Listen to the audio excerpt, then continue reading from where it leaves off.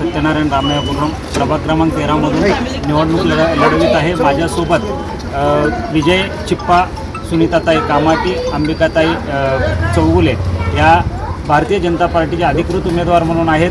आम्ही संयुक्तपणे लोधी गल्ली, महात्मा फुले झोपडपट्टी,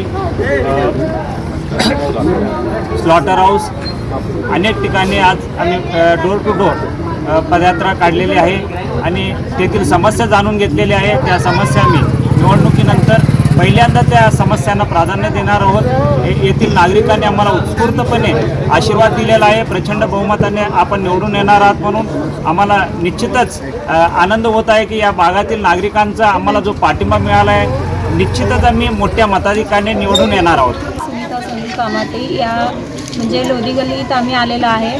त्याच्यामध्ये म्हणजे आमचं पूर्ण लोधी गल्लीचं मतं टाकायचं म्हणजे आमचे राजूभाई जमादार आहेत, म्हणजे त्यांच्या साथशिवाय इथले मतदान पूर्ण आम्हाला त्यांनी आहेत म्हणलं तर इथले मतदान आमच्यासाठी सगळं मतदान आम्हाला लोक सगळं निवडून देतील। असं प्रभाग 13 येथील महात्मा फुले झोपडपट्टी, स्लॉटर हाऊस, लोधी गल्ली परिसर या परिसरातील सर्व होम टू होम प्रचार करण्यात आला। प्रचारामध्ये उत्स्फूर्त असं प्रतिसाद मिळाला।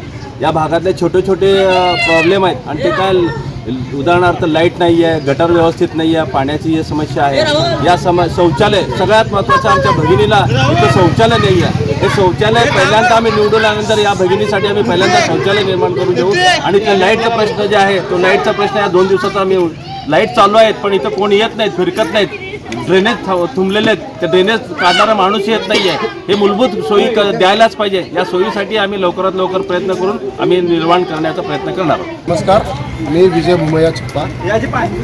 आज लोधी समाज येथे आम्ही होम टू होम प्रचारास सुरुवात केलेली आहे।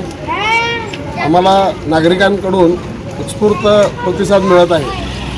नागरिकांची समस्या पण जाणून घेतलेली आहे। या ठिकाणी त्यांचं मत एकच आहे की आम्ही भारतीय जनता पक्षाशिवाय दुसऱ्या कुठल्या पक्षाला मतदान करणार नाही। त्यांचा चांगला सपोर्ट आहे आमच्या पाठीशी। मी नागरिकांना एकच आवाहन करतो, याचप्रमाणे सगळ्यांचंही देखील आमच्या पाठीशी आशीर्वाद राहावं आणि भरघोस मताने आम्हाला 4 उमेदवारांना निवडून द्यावे एवढी मी विनंती करतो।